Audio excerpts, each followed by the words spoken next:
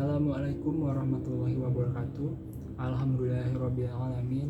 Wassalatu wassalamu ala asrofil anbiya wal mursalin wa ala alihi wa sahbihi wasallim amma ba'du. Segala puji bagi Allah, Tuhan semesta alam. Semoga sholawat dan rahmat selalu tercurah kepada Nabi dan Rasul kita yang tercinta, Muhammad Sallallahu Alaihi Wasallam, kepada para sahabat, tabi'in semuanya. Perkenalkan, nama saya Muhammad Ghifari Firdaus. Di sini saya akan menyampaikan materi dengan tema manusia sebagai khalifah fil ardi. Sejak awal penciptaan, manusia diberikan tanggung jawab sebagai khalifah di bumi. Konsep ini bukanlah sekedar peran atau status semata, tetapi sebuah amanah suci yang mengandung makna mendalam. Manusia sebagai khalifah memiliki tanggung jawab untuk menjaga, mengelola, merawat bumi ini sesuai dengan kebijaksanaan Sang Pencipta. Khalifah berasal dari kata khalifah, dalam bahasa Arab berarti pengganti atau wakil. Sebagai khalifah di bumi, manusia diamanahi untuk melanjutkan tugas-tugas yang telah ditetapkan oleh Allah Subhanahu wa taala.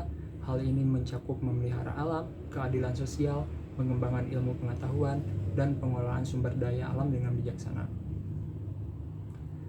Dalam materi kali ini ada 3 poin utama yang akan saya sampaikan. Yang pertama itu makna khalifah, yang kedua alasan manusia dipilih sebagai khalifah, dan yang ketiga tugas manusia sebagai khalifah. Allah Subhanahu wa taala berfirman, A'udzu billahi minasyaitonir rajim. Bismillahirrahmanirrahim. Wa idz qala rabbuka lil malaikati inni ja'ilun fil ardi khalifah qalu wataj'al fiha man yufsidu fiha wa yasfiku dima wa nahnu nusabbihu bihamdika wa nuqaddisu lak qala inni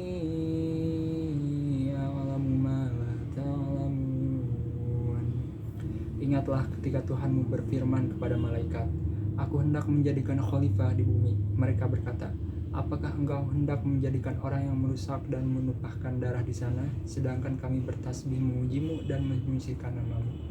Dia berfirman, Sungguhnya aku mengetahui apa yang tidak engkau ketahui. Quran Surat Al-Baqarah ayat 30. Apa itu khalifah? Sebelum menciptakan alam semesta dan isinya, Allah telah menetapkan visi manusia sebagai khalifah di muka bumi. Maksudnya, manusia diciptakan oleh Allah sebagai hambanya yang menjalankan tugas khusus dikehendakinya. Tugas manusia sebagai khalifah di muka bumi ini dapat dimaknai secara luas dan interpretasi yang berbeda. Khalifah yang berarti pemimpin dapat dimaknai sebagai tugas manusia dalam memimpin dirinya, keluarga, masyarakat, serta negara. Sedangkan makna khalifah sebagai pengganti, yaitu tugas manusia menggantikan orang-orang terdahulu yang selalu mengabdi kepada Allah Subhanahu wa taala. Makna ini dapat diwujudkan dengan mengikuti semua perintahnya dan menjauhi semua larangannya. Alasan manusia dipilih sebagai khalifah.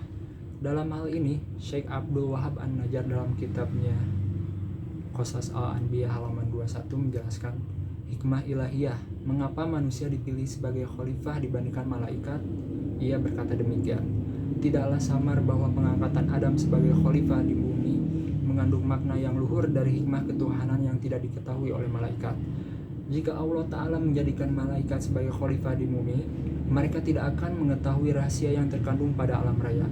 Keistimewaan serta pengetahuan di dalamnya, malaikat tidak membutuhkan apapun di muka bumi. Mereka tidak sama dengan manusia. Maka tidak akan ada perahu-perahu yang dibuat, tanaman yang ditanam, dan dengan berbagai jenis tumbuhan, tidak ada dari para malaikat dapat menenanginya dan mengeluarkan rahasia-rahasia di dalamnya. Malaikat tidak mengenal kelezatan, keistimewaan sesuatu, susunan-susunan kimiawi, faidah-faidah watak dan falak, hal-hal yang baru, yang baik, watak seseorang dalam hal-hal lain dari banyaknya pengetahuan yang terlewatkan oleh tahun, sedangkan manusia tidak menemukan ujungnya. Allah Subhanahu wa taala berfirman, A'udzu billahi minasyaitonir rajim. Inna 'aradnal amanata 'alas samawati wal ardi wal jibali fabayna yahmilnaha wa ashfaqna minha وأشفقنا منها وحملها innahu kana zaluman jahula. Sesungguhnya kami telah menawarkan amanat kepada langit, bumi, dan gunung-gunung, tetapi semuanya enggan untuk memikul amanat itu dan mereka khawatir tidak akan melaksanakannya. Lalu dipikulah amanat itu kepada manusia. Sungguh, manusia itu sangat zalim dan sangat bodoh. Quran Surat Al-Ahzab ayat 72. Malaikat diciptakan oleh Allah tanpa nafsu dan ambisi. Oleh karenanya, mandat sebagai khalifah yang ditugaskan kepada manusia tidak akan cocok dipegang oleh malaikat. Karena tidak akan ada bangunan yang dibangun, tumbuh-tumbuhan yang ditanam dalam ladang, perahu yang dibuat jika bukan manusia yang mengisi kehidupan di bumi ini. Manusia merupakan salah satu makhluk Allah di antara jutaan makhluk-makhluk Allah yang lainnya. Dari banyaknya makhluk itu, hanya manusia sajalah yang merupakan makhluk paling sempurna. Kesempurnaannya melebihi kedudukan malaikat. Telah dijelaskan dalam berbagai macam pelajaran agama bahwa kemuliaan dan kesempurnaan manusia disebabkan karena Allah menganugerahkan akal kepada manusia yang tidak diberikan kepada makhluk lainnya seperti jin dan juga malaikat. Fungsi dari dianugerahkannya akal kepada manusia untuk membedakan mana hal yang baik dan mana hal yang buruk. Karena manusia memegang suatu tugas yang mulia dari Allah, yakni sebagai khalifah di muka bumi ini. Amanah yang dititipkan kepada setiap manusia hendaknya dilaksanakan dengan baik. Manusia adalah makhluk yang paling mulia di antara semua ciptaan Allah lainnya. Allah ciptakan manusia dalam sebaik-baiknya bentuk, dilengkapi dengan berbagai potensi dan juga fitrah untuk mengemban amanah tersebut. Ada tiga tugas utama manusia sebagai khalifah di bumi ini. Yang pertama al-imarah, yang kedua al-ri'ah, dan yang ketiga al-hib. Kita akan menjelaskan tugas-tugas manusia pada slide selanjutnya. Yang pertama itu al-imarah, memakmurkan bumi. Pembangunan materi dengan memanfaatkan kekayaan alam yang telah disediakan Allah di muka bumi tercinta ini dengan arahan dan syariat yang lurus. Manusia juga harus berupaya untuk menjadikan zamannya memiliki peradaban yang baik. Yang kedua ar-ri'ah, memelihara bumi.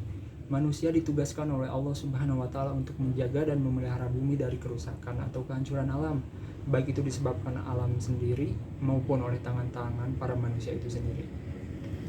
Yang ketiga al-hib, perlindungan.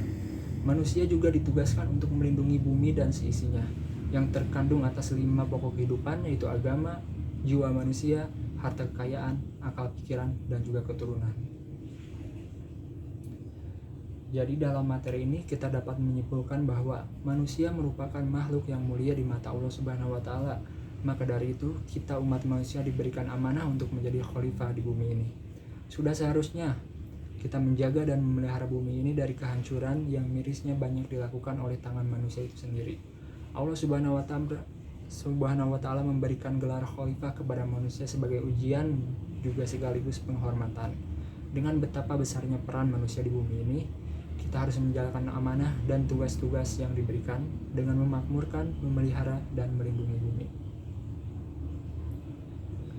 Mungkin cukup sekian yang dapat saya sampaikan. Agama Islam petunjuk hidup yang indah, juga petunjuk hidup yang suci, suatu tugas yang mulia dari Allah sebagai khalifah di muka bumi. Mari kita tutup dengan doa kafaratul majelis. Subhanakallahumma wa bihamdika asyhadu an la ilaha illa anta astaghfiruka wa atubu ilaik. Wassalamualaikum warahmatullahi wabarakatuh.